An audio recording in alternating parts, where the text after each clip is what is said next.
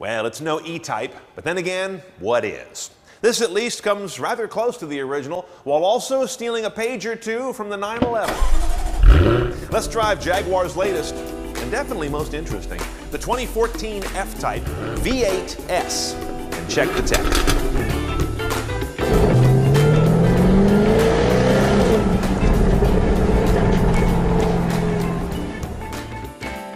Now, I'll tell you, my experience with this car, driving it in the real world for a few days, is that people fall in love with it.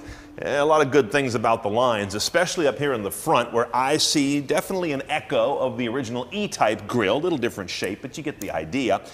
You've also got a little bit of Honda S2000 and a little bit of Miata up here, and I don't mean those as insults, although I guess at this price they kind of are. Now, parked next to an original E-Type, this F would look like a moving van. But don't blame Jaguar. Blame 50-some-odd years of regulations that tell you where the headlights have to be, where the bumpers have to be, how many airbags you need, how you have to handle pedestrian impacts, side impact, rollover. That said, this and the original E-Type are within about an inch of each other, nose to tail. After that, they begin to diverge quite dramatically.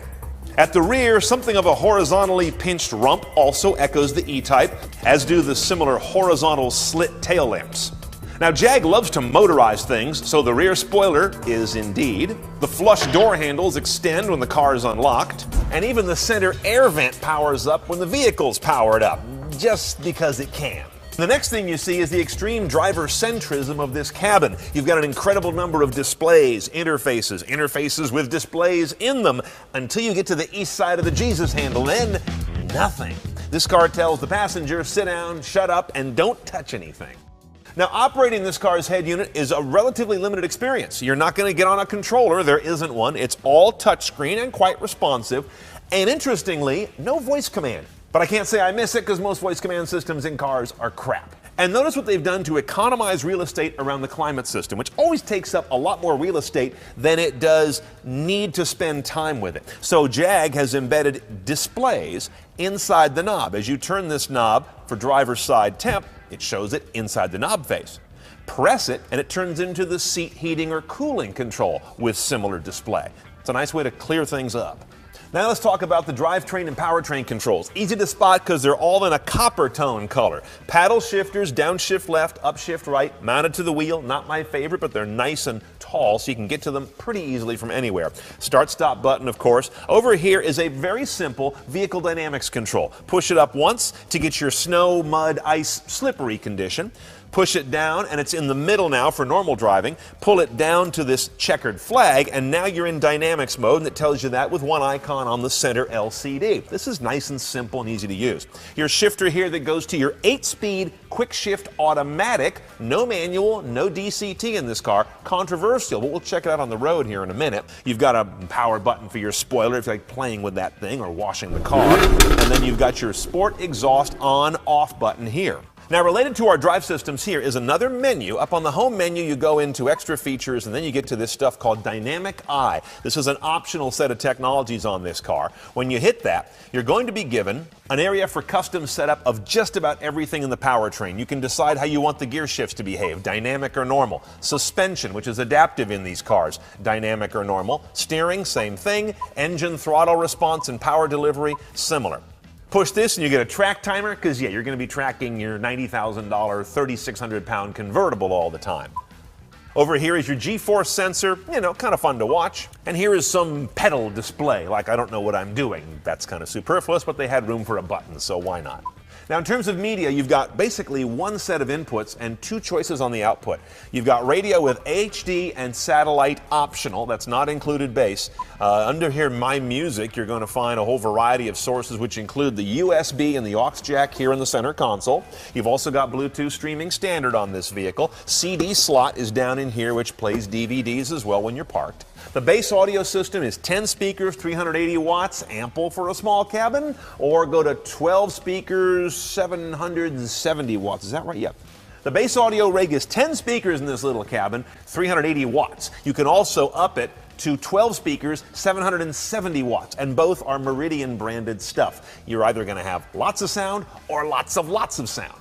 One thing I have a gripe about are these visors. They only come down. They do not sit here at the eyebrow and flip up. So all those times when you're driving along and the sun is right there, can't do anything about it except put your hand up here and look like a dork.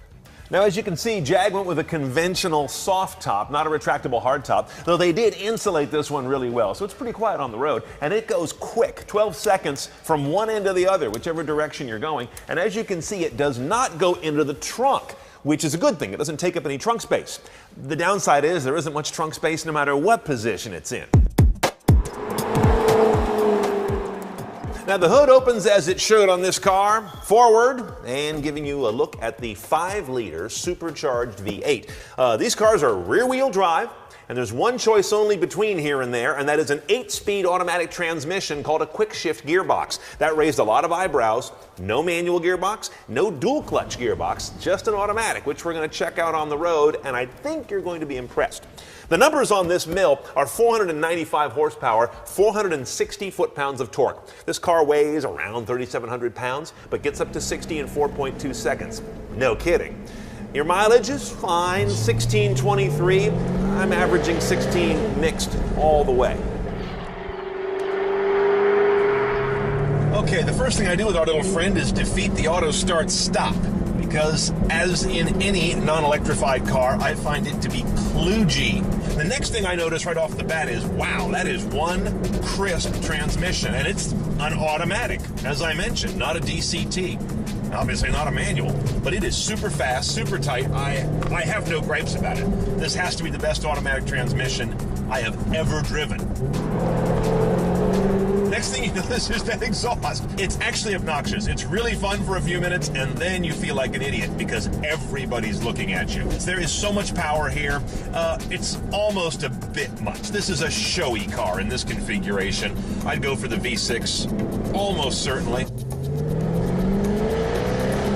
Now, the F-Type is a flagship car, so they don't come cheap. Even the base vehicle is like 69 grand. This guy, the V8S, bases out at 92,000. Then you got to add some things to get it CNET style. Let's start off with about 1,200 bucks for the big Meridian audio system. Why not? It's a small cabin, but nothing succeeds like excess. The steal on this car is 220 measly bucks for the sport exhaust system. Even if you only use it once in a while to scare the neighbors, it's worth the money. Now the big ticket stuff. $2,730 to add the fully addressable Dynamics package. It lets you really shape all the vehicles on the road systems and set your own profile. And about $2,100 gets you what they call the Vision Pack, which is the intelligent high beams, steerable front headlights, passive blind spot technology, rear camera, and front sensors. Now, my philosophy on the F-Type, if it's possible to have one after just 3 days, is I would look down market. Consider also the V6 supercharged base car. It's going to save you 23 grand, get you substantially better miles per gallon, and still do a nice 5.1 to 60 miles an hour, but it's going to, I think, allow you to be much more engaged in the driving process. This car has an awful lot on tap. You spend a lot of time controlling it, keeping it from leaving Earth's orbit, and not as much driving it as I'd like.